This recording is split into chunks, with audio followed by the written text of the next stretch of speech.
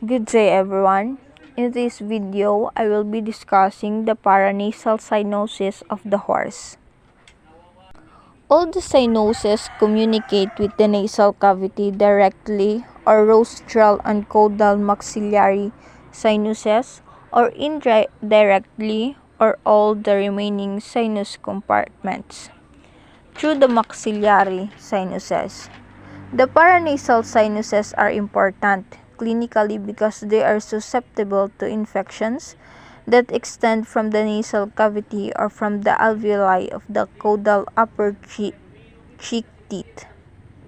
The horse head has uniquely adapted itself and develops 6 pairs of paranasal sinuses: the frontal, the senopalatine and maxillary sinuses, and the dorsal, middle and ventral conchal sinuses.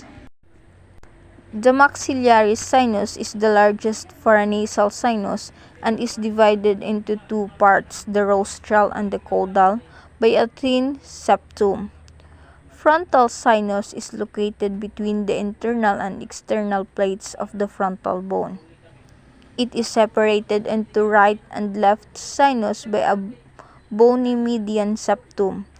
It extends rostrally from the level of the temporomandibular joint to the rostral margin of the orbit and extends laterally into the zygomatic process of the frontal of the bone. Dorsal conchal sinus is continuous with the frontal sinus, which is part of cocofrontal sinus, and extend rostrally to a plane midway between the rostral margin of the orbit and the infraorbital foramen.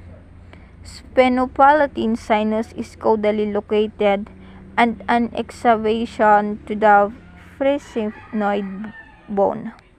The middle conchal sinus are smaller. They project downward over the openings of the maxillary and anterior and middle ethmoid sinuses, and act as buffers to protect the sinuses from coming in direct contact with pressurized nasal airflow.